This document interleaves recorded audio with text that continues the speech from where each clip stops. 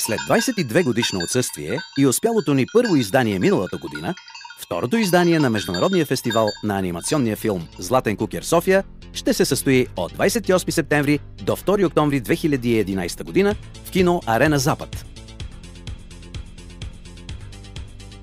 То е организирано от Българската асоциация на независимите художници-аниматори, в която членуват 98 от най-известните и талантливи аниматори у нас.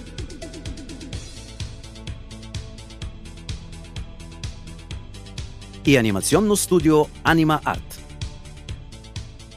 Festival and thanks for inviting me. I think it's a really amazing opportunity for both young and more experienced animators. These films put together from all different types of people. На едно пътешествие, което си споделят магията и вълшебството на Малкия принц. Че имаме български анимационен фестивал и бях доволна от филмчетата. Фестивалът се организира всяка година.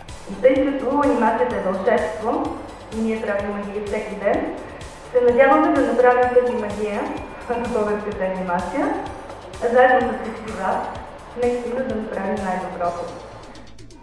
Международен фестивал на анимационния филм Златен кукер.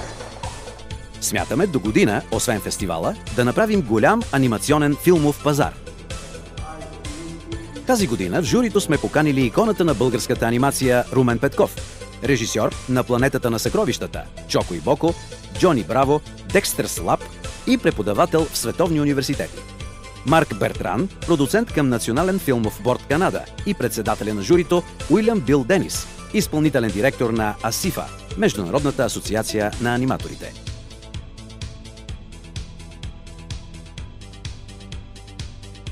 Седмица преди откриването на фестивала ще стартира изложба на тема анимация в арт-галерия Фотосинтезис. Изложбата ще гостува и на избраните от нас общини. На 10 и 11 септември 2011 година за студентите и учениците ще се проведе уъркшоп по анимация на тема Техники в анимацията. А веднага след фестивала и в няколко от общините в България, където ще зарадваме много повече хора от страната с прожекция на наградените филми от 2010 и 2011 година. Дни преди самия фестивал, през седмицата от 26 септември до 2 октомври, ще се проведе майсторски клас с лектор световно известния български аниматор Румен Петков. А на 1 октомври от 12 часа ще се проведе майсторски клас на тема 3D стереоскопични филми с лектор Марк Бертран, един от най-големите продуценти в света, последвана от прожекция на селекция от S3D филми, която е била представяна само на анимационния фестивал в Щутгарт. Миналата година имахме филми от 29 страни от целия свят. Популярността на фестивала расте и за второто издание вече имаме филми от 48 страни и очакваме още много до края на юли. Ще покажем в конкурсни програми най-доброто произведено през последните 2 години, както и ретроспекции на световно известни майстори на анимационното изкуство. Тази година филмите ще се състезават в 13 категории за 17 награди. В последния ден сутринта ще се фокусираме и върху детското кино, съпроводено с програма във Фестивалния ден на децата, утринта на 2 октомври 2011 година. Прожекции на детски анимационни филми, анимирани караоке песнички и конкурс с награди за най-добра детска рисунка на любим анимационен герой. В рамките на 5 дни ще имаме по 6 прожекции всеки ден от 10, 12, 14, 16, 18 и 20 часа. Залата е с капацитет около 500 човека, а очакванията ни са около 15 000 гости и зрители на събитието. Българското национално радио отново е наш основен медиен партньор и съорганизатор.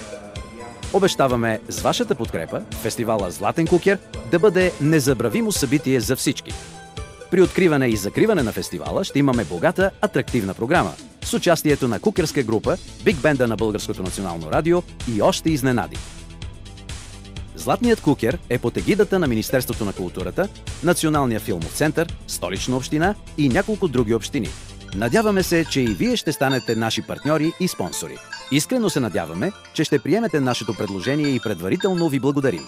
Ще бъдете горди с нас, а ние ще ви се отплатим достойно. Прилагаме детайлна информация за рекламните позиции в Киноарена и спонсорските пакети.